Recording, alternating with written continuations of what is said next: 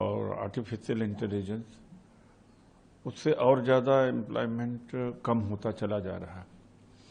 तो जो मोनोपोली है फिर से लागू होना चाहिए। MRTP पहले होती थी, मोनोपोलीज रिस्ट्रिक्टिव ट्रेड प्रैक्टिसेस।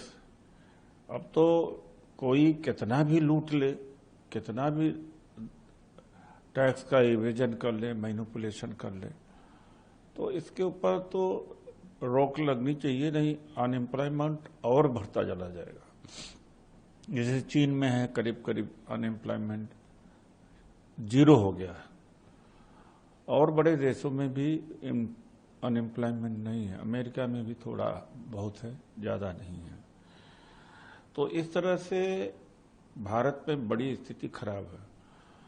और दूसरी बात है कि जो राहुल जी ने टैक्सेस में कहा वो बात सच है कि ऐसे ऐसे दृष्टांत आ रहे हैं कि PhD सबमिट होते ही असिस्टेंट प्रोफेसर के लिए उनका सिलेक्शन हो गया। तो RSS की विचारधारा के ही लोग हर जगह पर हैं, हेड ऑफ डिपार्टमेंट हैं, वाइस चांसलर्स हैं। और उसमें एक चीज और देखने की बात है कि उत्तर प्रदेश के यूनिवर्सिटीज में जितने वाइस चांसलर्स हैं उसमें OBC और SC ST के नहीं है। तो RSS तो अपनी विचारधारा ही केवल नहीं थोप रही है, बल्कि SC ST OBC को पूरा शिक्षा जगत से निकाल फेंकना चाहते हैं।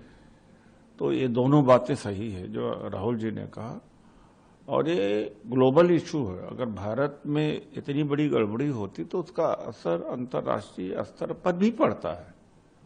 और एक बात, दूसरी बात है, डिजिटल वर्ल्ड में कौन सी चीज छुपी हुई है, किस तरह से JNU का स्टैंडर्ड डाउन किया गया, DU का डाउन किया जा रहा है, हर जगह किया जा रहा है।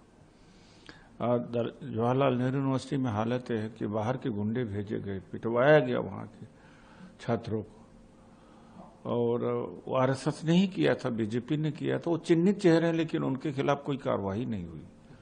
तो राहुल जी का जो स्टेटमेंट है उसके सपोर्ट करने के लिए मेरे आंखों देखी ये बात है कि जो स्टूडेंट नहीं थे, जो BJP के लीडर थे, वो गेट पर लाठी डंडा लेकर के वहां गाली दे रहे थे और मारपीट करने को तैयार रहे थे।